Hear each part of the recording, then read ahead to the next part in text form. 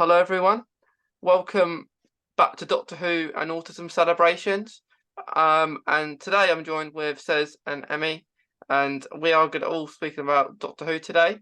And they've both been on a podcast before. I think I've lost count how much Sez has been on there, and Guilty as charged. yeah, yeah. I think this is my sixth time doing the podcast with you, Mason. Even though this is the first Doctor Who podcast I'll be doing, but this is the sixth time with you. Six? Yeah. Oh, it should dear. be. Yeah. I mean, I don't know how much Seth has been on then. Oh, goodness knows the millionth times, but there's no escape. And I cannot escape you, Mason. Yeah. Yeah, that's crazy. It's funny because I have people like you guys say that to me. Like I had a friend said I'm going to come on for the 100th time. And yeah, it's good. It's good when we have all these catch-ups. So I think, Emmy, your last time was earlier the year, and Sez was last year, I think. It's crazy. Back in April, for the Autism Awareness series. Yeah, back in April. Seems ages ago though. Back in April. But to anyone who is hasn't been on here for the last 6 or 8 times, you've both been on here. Sez, if you start by introducing yourself. Well, of course, I definitely will. Hi, everyone. I'm Sez, and I am a big Doctor Who fan, and I got this mini Jodie Whittaker to prove it. But I don't have any other the pop figures, so this is the only one that I have. I've been a Doctor Who fan since 2005, and I've never looked back on it since, really, and it's been really part of my big childhood, especially since Doctor Who has close ties with my family, because my mum's watched it from the very beginning, and here we go, 60th anniversary, bada bing, bada boom. There you go. Definitely, and I love your Jodie or 13th Doctor pop there. She says thank you very much, Mason. Yeah. From Sheffield. Right. Well, thank you again, Sez, for coming on again. But Emmy, over to you. Introduce yourself. Thank you. So my name is Emmy Flew. I am an autistic cartoonist, artist, animator, and a blogger. I have a blog called the Autistic Animator's Desk since 2019, which next March will be 5 years. And I've been watching Doctor Who since last November in 2022, before turning 28.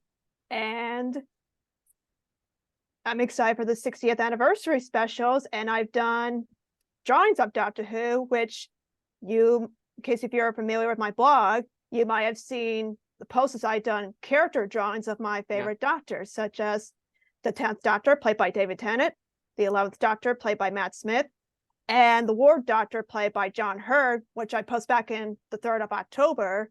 So if you haven't seen those character drawings of my favorite doctors yet, they're available to watch. They are available to check it out at the Autistic Animator's Desk. And so before we go on, maybe I ought to show you this guy here. Wow! That is wicked, Emmy! Yeah, that's awesome. Thank you. Go practice. I'm absolutely speechless of how talented your drawing is, Emmy. Oh, Thank you. Emmy, just to clarify, is that the 10th Doctor or the 14th Doctor? That's the 10th Doctor. You're absolutely right. Okay. That's David Tennant's a cartoon. Oh, that's awesome. Any of you viewers who want to do drawings or animated cartoons, go practice. That's my advice. Go practice. You know what you should do, Emmy? You said I know you mistakenly said about a video, but what you could do is maybe record yourself, maybe drawing it, like drawing some drawings and then share it. And I think that'd be another good way to do things if you wanted to.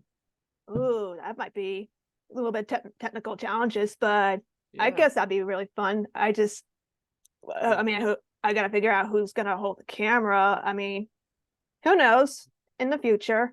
Yeah, who knows? Yeah. Oh yeah. Oh, John Hurt. Yeah. That looks epic. Oh, facial expression as well. This was posted on Facebook and Instagram before posting the actual character drawings of him on my blog, just to give it a reminder that these drawings will be on my blog. This is taken from a scene in the 50th anniversary special when he turns on the sonic screwdriver and he realizes that even before he regenerates to David Tennant and Matt Smith, he realizes with that sonic screwdriver, it's the same software but different cases. Yeah. I mean, it makes sense because both him, the 10th and 11th Doctor are the one and only the same just before regeneration. I mean, he was part of the past before turning to a 10th and 11th. And I like how they all turn to sonic screwdrivers. Yes, and you can see I got the War Doctor sonic screwdriver. I love it. You got one it's that I kind of haven't funny got. how it's kind of funny how you hold on to these. It's like you're having a lightsaber. Yeah. I mean, I can see George Lucas. He probably might have been inspired for the lightsabers because of Doctor Who, but the sonic screwdrivers. I think we'll have to ask him. Yeah, definitely, because if it's the case, that will make absolute sense. Yeah, I mean, I've been a big Star Wars fan. Well, not like a big fan, but I grew up with Star Wars as long as back as I can remember. And it's funny when no matter what scenes you watch from Doctor Who, you can't help thinking like, oh, this looks like the scene from Star Wars, or like the ships, the aliens. It looked like the creatures you see in Star Wars or Star Trek or Men in Black, Back to the Future, and all kinds of famous sci-fi series. I mean, I can see the crew from today, like from the Doctor Who series that's done from 2005 until we get the 60th anniversary this year. Maybe they were inspired by Star Wars. I don't know. Maybe. It could be. I mean, from the last series, they had their own Chewbacca, kind of, in the recent one, and like they got a character called Beep the Meep. Maybe they've took inspiration from Baby Yoda, when creating that. Yeah, and that's crazy that Mariam Margolyes. I'm sorry if I can't pronounce it. Professor Sprout from Harry Potter. FYI. That's kind of hard to believe she's doing the voice. Yeah, I can see.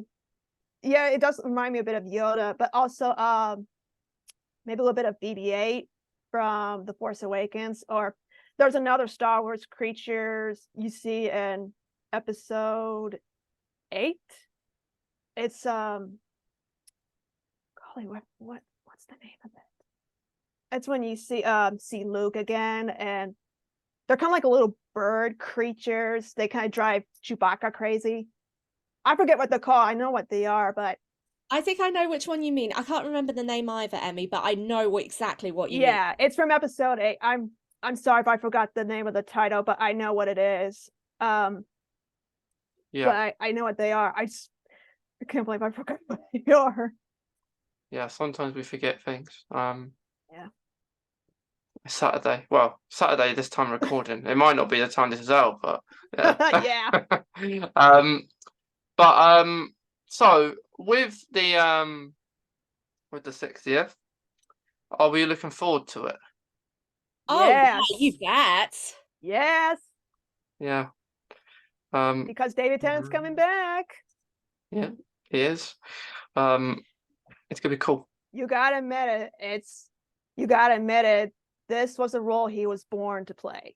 Oh yeah, no question about that. No question about that for sure. Oh, definitely, because there was a story that I've heard many years ago from the children's program CBBC, and it still stuck with me to this very day because he did an interview. David Tennant did an interview on Blue Peter about 2006, 2007, and in it he said that when he was a child, he can't remember which doctor he asked for, but David Tennant actually sent something in the fan mail to Blue Peter, and he said either as a question to one of the original doctors or maybe in an arts and crafts thing, he said, my dream was to be on Doctor Who and play the Doctor, and his dream actually came true. So yeah, to the wise. Because one of the original doctors, I'm thinking of the 5th one, Peter Davison. that's his father-in-law. And Yes, that is wow. absolutely crazy. Yeah, and it's funny because I'm watching the original All Creatures Great and Small from the 70s, and Peter Davidson plays Tristan. And way before discovering Doctor Who, he was in the film and Black Beauty from the 90s. I didn't know he was in Doctor Who until probably when I found out. It's like it makes sense because he's David Tennant's father-in-law, and you got the two of them playing the doctors. Yeah, and How cool is that? David Tennant's wife is Peter Davidson's daughter as well, and she's been in Doctor Who playing the Doctor's daughter. So yeah, very complicated stuff. That's pretty cool. Yeah, it's very cool. It's like it's a family thing, I think, with David Tennant's family. They're all part of Doctor Who in some way, so they'll always watch it. And oh yeah, no doubt about it. they'll always watch it. But yeah, it's great to have David Tennant back as a Doctor for a little while. I don't think he'll be the Doctor. Wait, he's always to be a Doctor, but if you know what I mean, like he's not going to be like the new Doctor. Like he might come back in the future as like, I don't know, a cameo or something. But at this moment, he is not a cameo. He is the next Doctor along for a month, let's say. But yeah, it's gonna Plus be. you got Donna coming back. Yeah, that's very exciting. I like her. She's pretty funny. She's got like a really great sense of humor. It's like, you don't mess with me, and I won't mess with you. yeah, And she's got a daughter. Yeah. Yes, and that daughter is rumored to be the next assistant. So, because there's a Rose, and I have a feeling, because since there is another assistant that's going to be called Rose, I thought, what if it's the new companion's name? And if you got an old companion having a child is the new companion, how cool would that be? That would make sense because, I mean, you can definitely tell where Donna's daughter got that name from. She was named after Rose Tyler. I mean, and she has met Rose Tyler from, I think, from one of the final episodes from season 4. Yeah, I remember watching that. I think season. Oh, go ahead. I think with this new Rose, Rose Temple Noble, I think it would be an opportunity to miss if she was just included, or they were just included in the 60th anniversary and not gone on to a new series next year. Surprising thing about the 60th anniversary is that Neil Patrick Harris is coming. It's like, wait, who? What? Oh, I love Neil Patrick Harris because he was Barney in the very comedic character in How I Met Your Mother. And he's such a brilliant actor, and I thought, yeah, I could see him being in a Doctor Who episode, and it's funny. He's gonna be a great villain. It's funny because I've seen him as Count Olaf in the Netflix series Lemony Snicket's A Series of Unfortunate Events. Yes. Yeah. And I guess that makes sense. He played the villain. I liked Jim Carrey in the film version. That's the one of my favorite movies. He was so funny. It's like, oh my god. He was also in the last Matrix film. Oh really? Yeah, you wouldn't notice him because he looks so different. Like a really mysterious character. So I think he's going to do really well as the toy maker. What's very fascinating about the trailer of the 60th anniversary, when you first see Neil Patrick Harris, I think he's, I guess, quote unquote, the toy maker. He's got this top hat and his suit. It's like, kind of reminds me like Fred Astaire, the famous actor, singer, tap dancer. Yeah, I think we'll be getting some music and some dancing and but in a very creepy way because he's the villain. He's the antagonist in the upcoming specials. So that's going to be very interesting.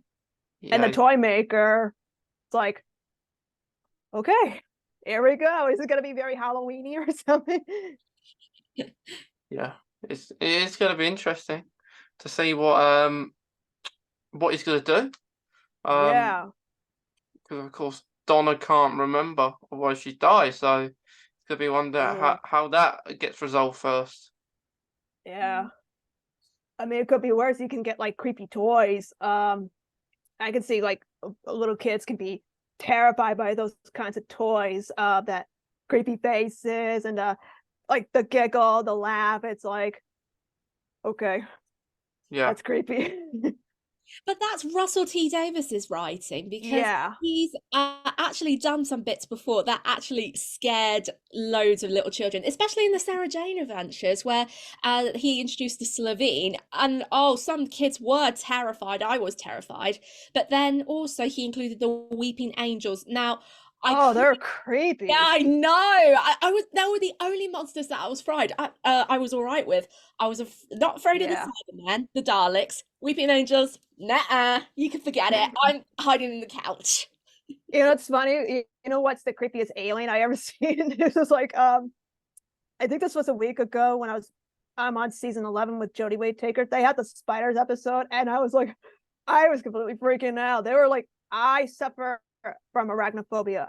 To me, they're like 10 times scarier than the spiders from Harry Potter and the Chamber of Secrets. I mean, they can be scary when they're hairy, but imagine looking at the gigantic spiders without hair, just being ugly colors like in yellow or green or Did they not have a they were scary. I was like, right. Did they not have did the episode not have a warning at the start? What to say there were spiders in it? Yeah, and it reminds me of the Alien movies, except you don't got aliens. The only alien movie I'm thinking of is the sequel Aliens, when there's some of the scenes where the aliens are like crawling up in the ceiling, and you get the scene of the spiders, like gigantic spiders crawling up, and it was like the most terrifying thing I ever seen. They even have the queen spider, and it's like, that's the queen alien from Aliens, which that was like gigantically scary. And yeah, I can see. I mean, there's that scene with the queen spider's trying to climb up on the walls, and she can't get up because she was dying. And you get it why. It's because the more they grow, it's gonna suffocate them. Yeah, I think that spider episode is pretty bad though. Not in the sense that it's scary. I think it's not good for people who are scared of spiders, but I just think it's a pretty poor episode because the spider's in the bath and it's not really that's right. The bodyguard. I thought he was getting eaten for sure. I was like, oh my god, he's getting eaten. But no, he wasn't getting eaten. He was getting wrapped. He was about to be taken away by the spider, and that guy, he just let the bodyguard. I'm like, that's the stupidest choice. And I don't know. I guess I can see why he did that, because maybe he's suffering from arachnophobia. I guess that's what we get for suffering fear of spiders. It was a good episode for me. I wouldn't call it my top. I guess probably because I'm super afraid of them. I don't like spiders. I'm like the Ron Weasley.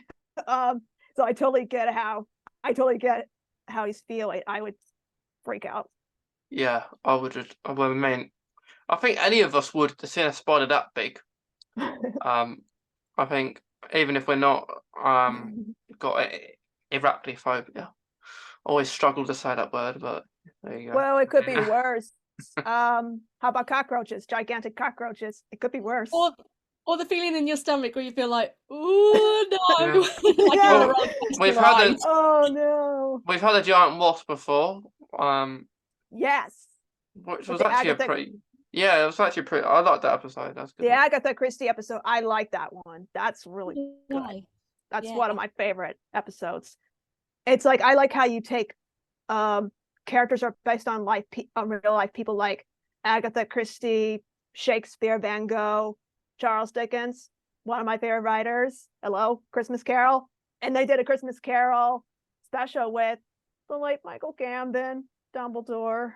Oh, rest in peace. I know. To me, he's Dumbledore, and it makes me so sad. I mean, he did a really fantastic job playing the Scrooge-like character. Yeah, that was a good episode. Yeah, that was really good. A lot of people like that episode. I mean, the best scene in that episode is definitely the scene at the end where you've got that singer, that opera singer, Catherine Jenkins, in it with him, and that was so good.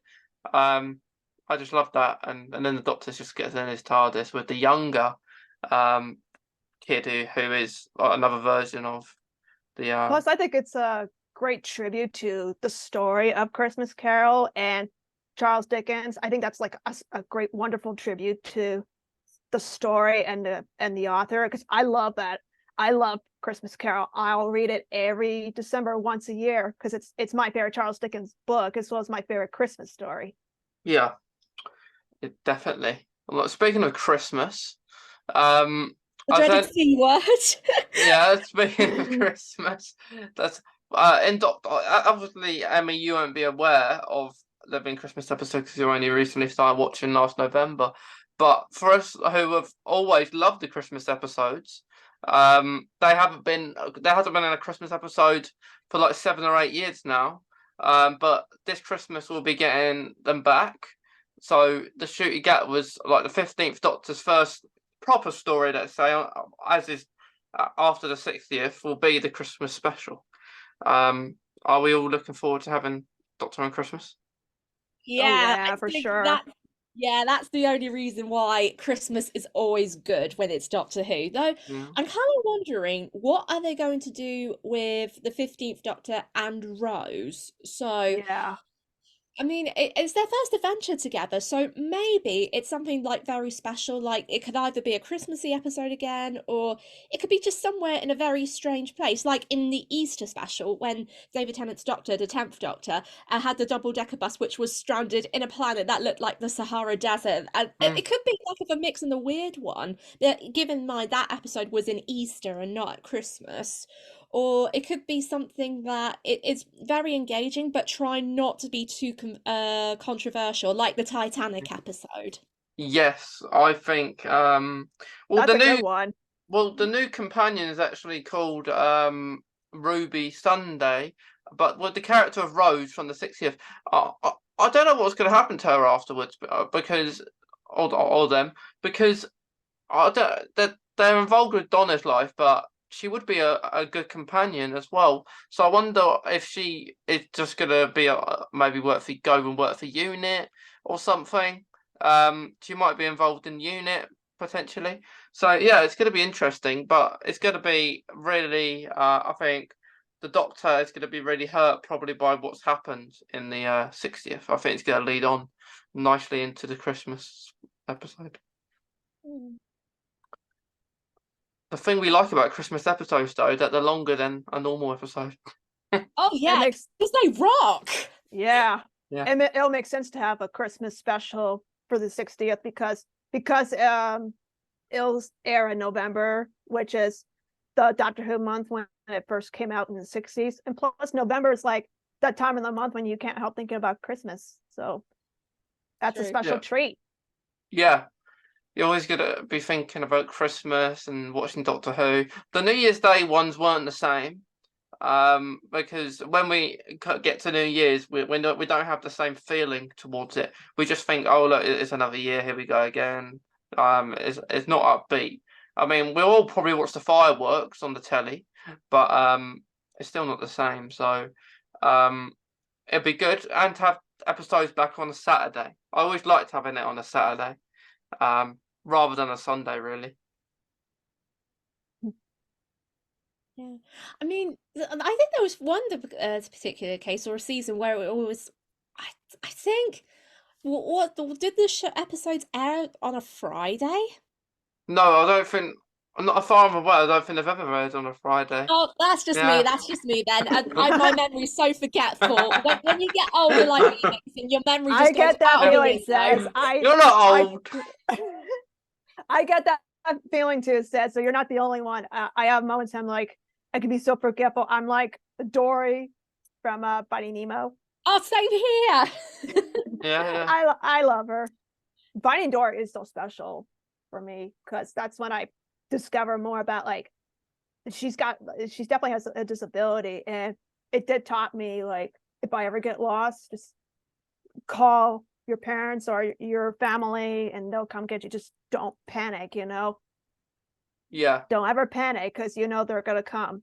Even the doctor will find you and take you home, just like how you did with Donna. Yeah, that makes sense. Mhm. But yeah, with there will be no Doctor Who episode on the 23rd of November. Um, and that is because it's on a weekday, I think. But the thing is, we're not go. Well, we will be getting something on the 23rd of November. Apparently, in the last episode on Doctor Who magazine, which I've actually got here. In this Doctor Who magazine, Russell T Davies says there's 3 important dates to look out for, and one of them is the 23rd of November, where apparently they were in a 6-day studio in September this year, and they shot something really special because they thought they didn't do enough for the 60th. So for some reason, which it could be a multi-doctor if past doctors can't get into these special episodes. So maybe it's something really cool, I think, for the 60th they're gonna do. And there's also gonna be a Doctor Who documentary in November as well. Nice. Which Dave Tennant's gonna host, I think, and it loads of different film videos across the year. So yeah, the 23rd is a good day to look out. It will be a good day, because of course it is the anniversary day. It is really, but it was interesting because from what I understood, especially with my mum's generation, it was not intended to to be first shown on television on that day because it was on the same day JFK was assassinated. That's right, because you'll see that in the bio TV film called An Adventure in Space and Time, because they did talk about it. And that's right, because you can't forget in 1963 in November, President J.F. Kennedy was shot and died from the assassination. And there is a scene that they talk about it, like, I think he's Brian Cox's character, and he's like the runner of the BBC company at that time, talking to Variety. I'm sorry if I'm mispronouncing the names. Verity. They were talking about that assassination, about the development of the Daleks, and he's like, no, you can't put that because it's going to make people think about the assassination. But she's like, no, they're different. The Daleks are just robots that they don't like humans, or maybe they're once humans, but if they see humans that they are not like them, then they'll exterminate. I mean, but she did prove it to him that when it aired on television for the first time, and you see a bunch of kids, and there's a scene where she witnessed young boys quoting a line that like exterminate, in the bus, and she was like so happy. So it has nothing to do with Kennedy's assassination. The dogs, that's different, that's completely different. I can't help. I'm gonna go back to Star Wars for a second. Do you ever get that slight feeling the dogs kind of remind you a bit of the evil version of R2-D2? Yes, I do. I wonder who will win in the battle, the Daleks or R2-D2? Because R2-D2 can kick butt. Yeah, I think that could be possible. That could be possible. I wonder if George Lucas, I mean, I can see him being a fan of the series. What if he got that inspiration from the Daleks and just go like, no, let's not make this droid evil. Let's make him the companion for C-3PO, that he and R2-D2 can spend time with Luke at the desert. I mean, you got to have companions in the Star Wars series, whatever it's like, the Jedis or the droids or whatever. Yeah. What would happen if Darth Vader control the Daleks? What would happen if Darth Vader has the Daleks? What do you guys think? To answer that question, we got to turn to James L. Jones. Yeah, we wouldn't know. We don't He'll know the answer. Yeah. It's a good question. I mean, he is Darth Vader. When you think of him, he's like a very powerful villain. Even if you don't agree his plans, he can strangle you with the Force and killing you without caring. I think it'll be more interesting to see the toy maker versus Darth Vader, actually, because the toy maker can't be destroyed. He kind of lives forever. He's kind of like the Doctor, where doesn't really die. He does, but he can, I think, change his face. So yeah, that would be interesting. Yeah, See them too. it could be like he could be like a creepy a toy maker, kind of like Goosebumps, for example. But he can't be a kind toy maker like Geppetto and Pinocchio when you think about it. It has to be something. If he's the villain, he has to portray creepy, dark, a little bit gothic, but not. I'd say a combination of creepiness and darkness. Something have a good scare, but not too scary. Because you could probably see 5, 6, or 7-year-olds watching it. Because Yes. Doctor Who was programmed as a TV series for kids back in those days, but now when you get like in today's time, you're gonna have a lot of teens and adults watching it because some of them have grew up with Doctor Who. Yeah, people of all ages watch it now. Oh yeah. And that's the best thing about it. Like, I think it says we spoke to before, saying that the historic episodes are the best ones Oh yeah. when they go back in time. Yeah.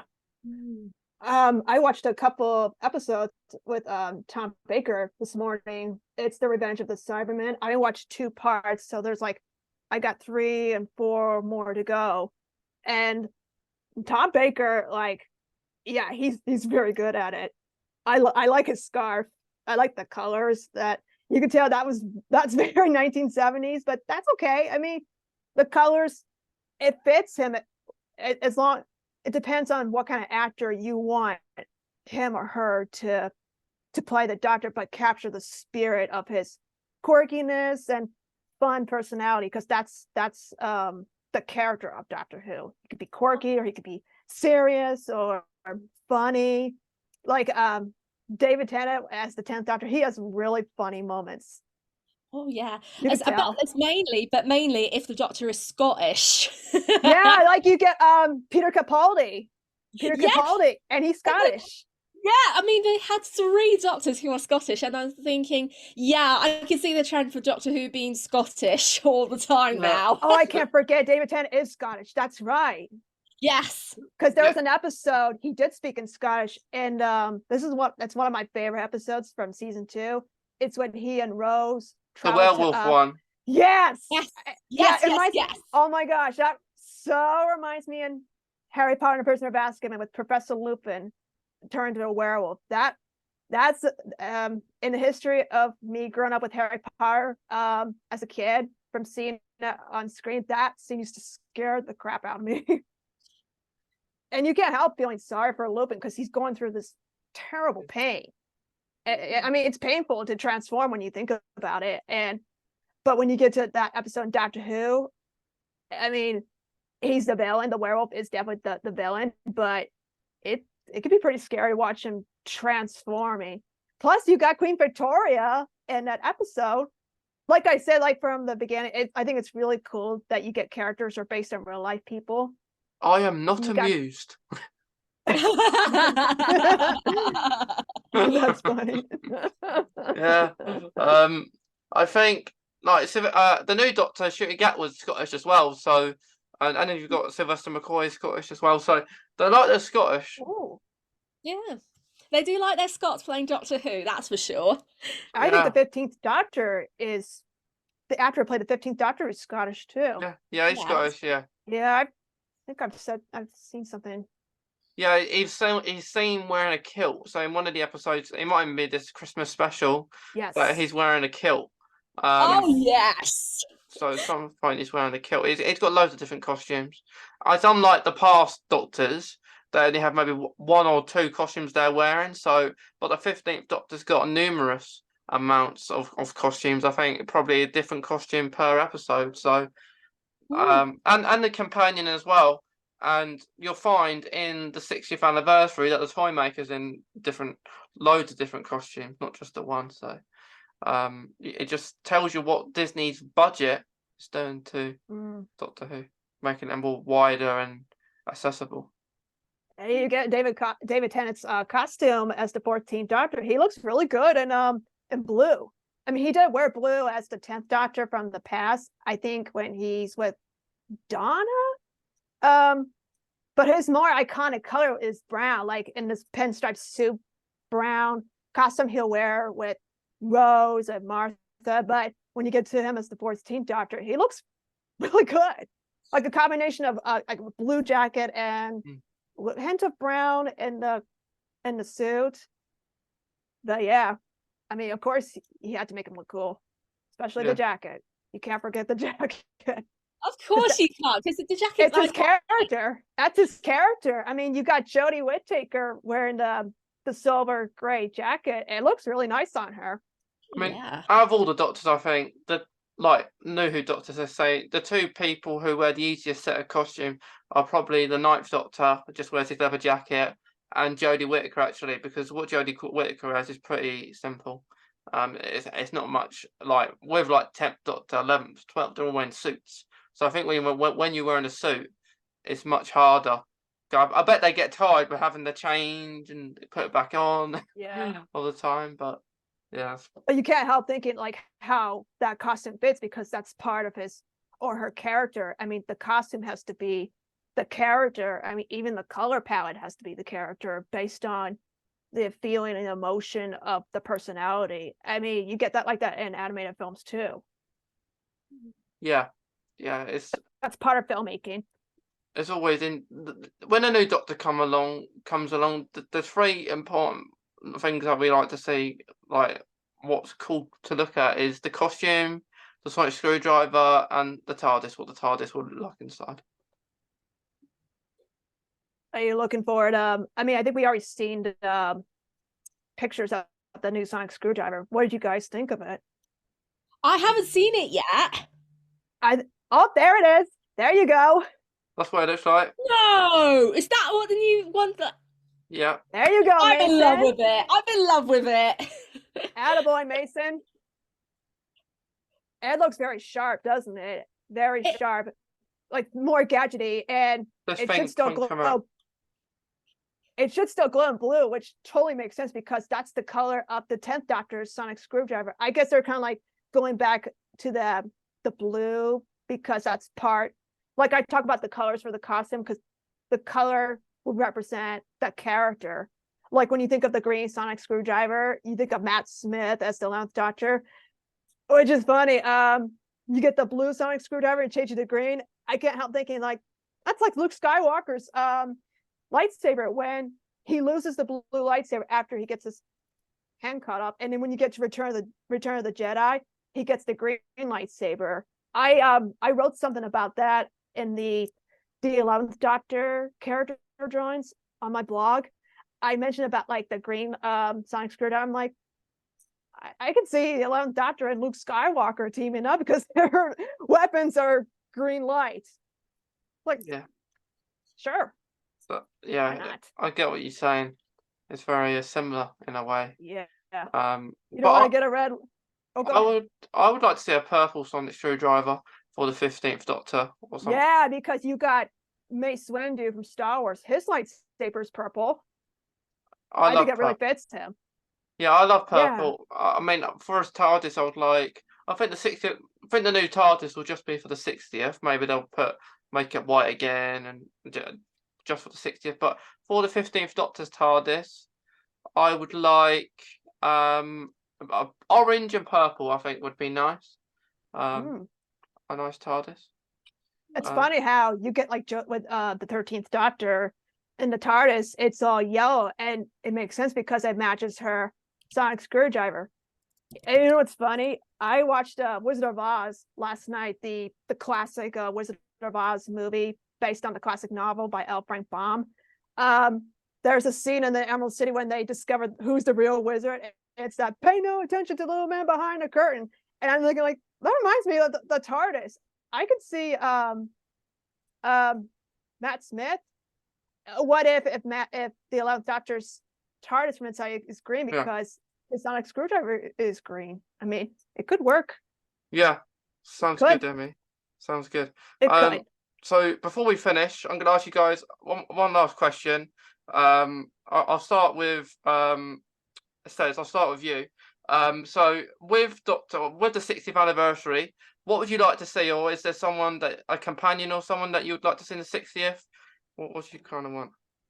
Oof, that's a really tough question because I know I'd like to see a lot of things. Probably the strength between Donna and the Doctor's relationship. What's going to happen afterwards? Whether Donna will die or well, she won't die and survive. Who knows?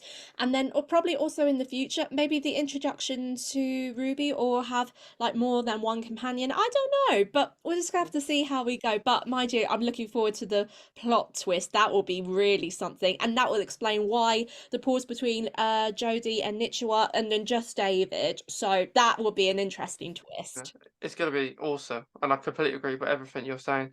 And hopefully those things happen. Emmy, what about you? What would you like to see in the 60th? The twist part, that's pretty good, Sez. I like that. For me, I think it'd be interesting to see Martha Jones again. Yeah. I think it'd be really interesting, maybe for like a cameo or small guest appearances, because I liked her and she's definitely one of the top best companions for the Doctor. And I think it'd be really interesting to see Rose Noble, Donna's daughter, to be the next companion for the Doctor. Yes. Who knows? What we gotta wait and see somehow, won't we? Yeah, I agree mean- with Martha. I think Martha, out of all the companions, I think she'll be there. Let's hope so.